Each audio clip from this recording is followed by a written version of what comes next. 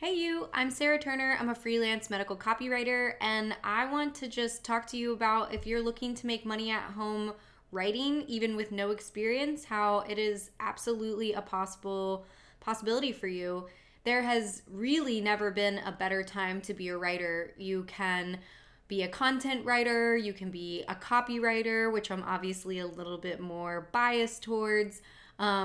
But now more than ever, businesses are moving online and into the digital space. So, digital marketing in general is a fantastic way to be a writer and to make good money while working from home. So, if you're just starting out and you're wondering how is this even possible, I want to give you a few tips.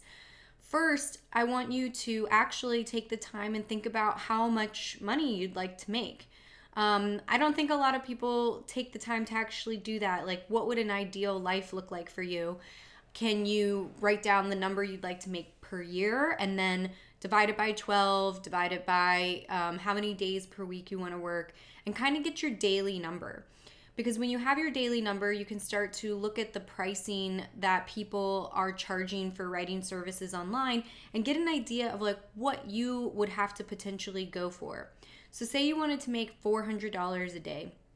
That would be 2 blogs at $200. It could be one sales page, a few product descriptions, an email sequence. So start to think about what you actually want. And I think it's important to start with your goals, because when you start with your goals in mind, you know kind of what to go after and what to say no to. It's really important when you are thinking about becoming a writer to also say no to projects that don't fit within your goals. And of course, starting out, you might charge a little bit lower of a rate, but I would encourage you to not charge rock bottom prices right off the bat, because it does take a lot of work. It's oftentimes one of the main projects that people need to offload in their online presence and in their marketing because of the time it takes. So just keep all of that in mind. And when you also break down the, amount of money you'd like to make, you can start to see how it's actually very achievable. And this was something that was hard for me when I first started out. I kept thinking, how am I going to replace my income? How is it like the idea of collecting a lot of little payments like $200 here, $200 there? It just didn't seem like it would ever add up to be enough when you're used to getting a paycheck from a company or a business that is bi-weekly or monthly. It can be really easy to kind of convince yourself that a lot of little payments won't add up. But when you do the work to kind of break that down and look at it, you will be surprised, I think, because I really was, at how achievable it really can be. So I want to start there because I don't think enough people are talking about it, right? Most of the advice you'll find when it's about how to work from home is just kind of, how to join Upwork or how to start on job boards. But I think starting out with solid goals is actually priority number one. And then I want to encourage you to do a little studying and a little reading. I think a good book to start out with would be Everybody Writes by Anne Hanley. That's a great one for both copywriters and content writers. And then if you want to, join the world of copywriting, which I think is a better option than content writing, both for yourself because it earns more and for your clients because it's generally more effective, it leads to more sales, and things like that. So making that choice if you want to be a content writer or a copywriter is an important one. And I want to encourage you, if you're on the fence, most people who are on the fence between the two, they choose content writing out of imposter syndrome or feeling worried about the amount of studying or work they would have to do to become a copywriter. But I want to reassure you that it's actually quite possible, and many copywriters are self-taught. So I started out with that book, but if you want to dive more into copywriting, I really love the Copywriter's Handbook and Breakthrough Copywriting. Those are two great options to kind of get started.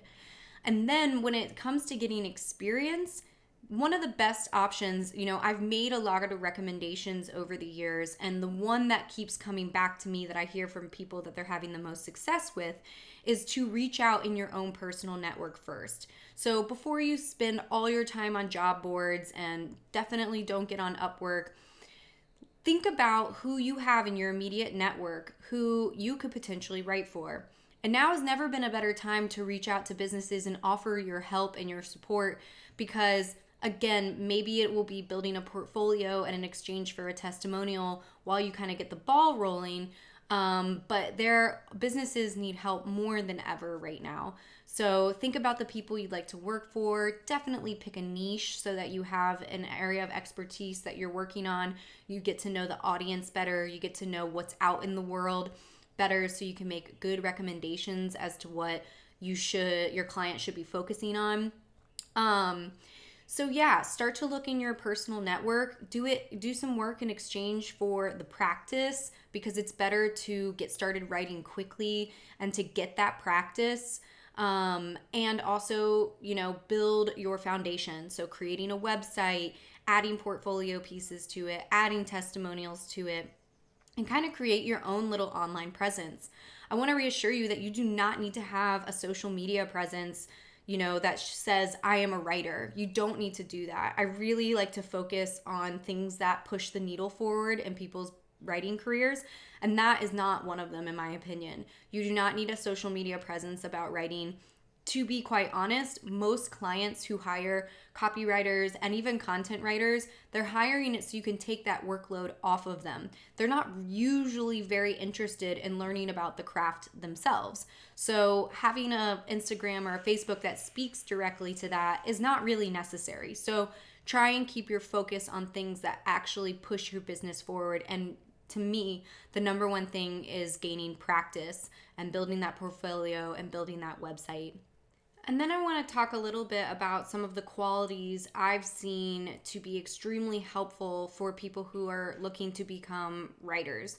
So first things first, you got to have patience and perseverance. Like, this is a process that absolutely takes time and hard work and feedback. Like, you got to be willing to also take feedback from people because that's how you get better. And I really want to challenge you to not take feedback personally.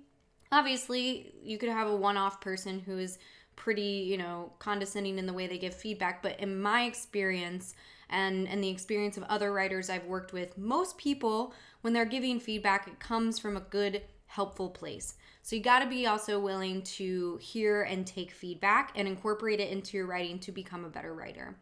The other thing is empathy. Some of the best writers that I have met and worked with are empathetic to other people and also, can really feel and understand the pain points of the people they're writing for. I've just found it to be, doesn't mean that, somebody who isn't super, super empathetic can't be a writer, but it's something that I have found to be extremely helpful in really connecting with your audience and helping them feel understood. So that's another one. And then if you got to be able to keep pushing when something doesn't work because there's no one right way to do this.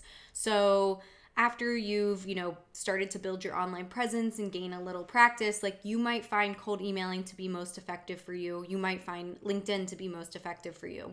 But when something doesn't work the first time, you got to just see what alternatives are out there. And there are so many resources online for writers today to see what works for you.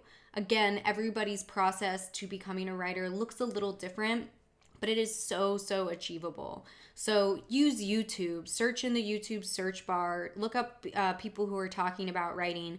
Some of my favorite resources, I've mentioned them before, are Moz, Neil Patel, Backlinko. They're really great resources and have a lot of free resources about copywriting even in the digital marketing space. So be persistent, do some research, but don't get stuck in overconsumption mode. I promise you the best thing you can do to become an online freelance writer is to actually start writing. And again, when you reach out to your personal network, you make that so much easier for yourself because they already kind of know you, they have a baseline, and they're usually willing to work with you.